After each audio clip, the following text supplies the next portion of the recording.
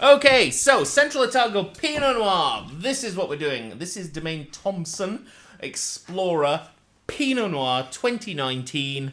It's got 13% booze in it. The winemaker is Dean Shaw. And so basically... So that's that NT Pinot, which is like Tars and Roses, almost like a kind of Nebbiolo type thing. It is a bit... But you know what I'm also getting off? You know Sherbet lemons? Mm-hmm. Imagine if there was a Sherbet raspberry. Yeah, for sure. Should be a Sherbet raspberry. There should be. That's exactly what it is. Starbucks refresher. Yeah.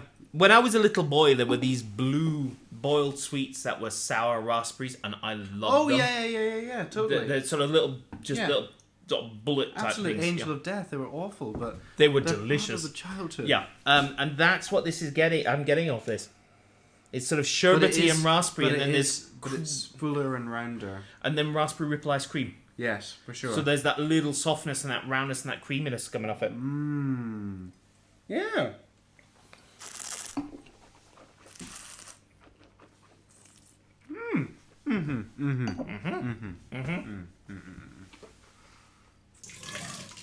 That's well-made Pinot.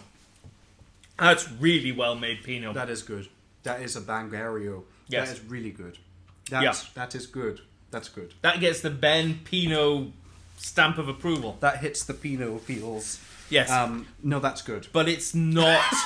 But it's not what it's the Pinot feels. It is. It's just... Oh, that's sexy. It is. It's really sort of like...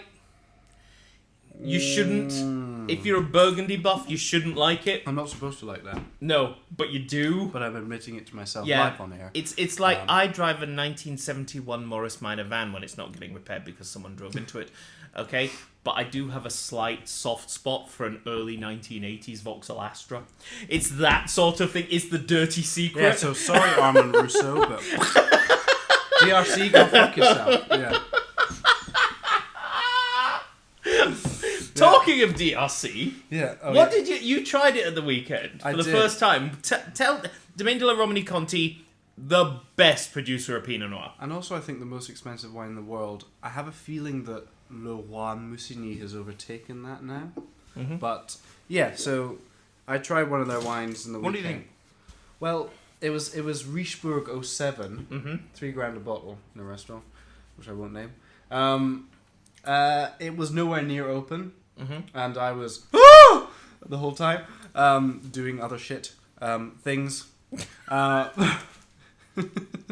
the amount of miscellaneous. You know how much time I spent editing your potty mouth. Do you know how much content we've lost because you insist on using bad language? Anyway, continue. Basically, it was lots of earth, but very finessed earth. Yeah. So it was like sort of chocolatey, sort of slightly dusty, brooding, dried fruit, the slightly vomity thing that you get off old world wines, the manure stink.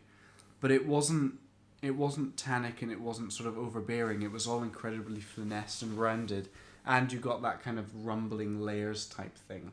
So, worth $3,000 a bottle? Absolutely not. Is this worth 25 quid a bottle?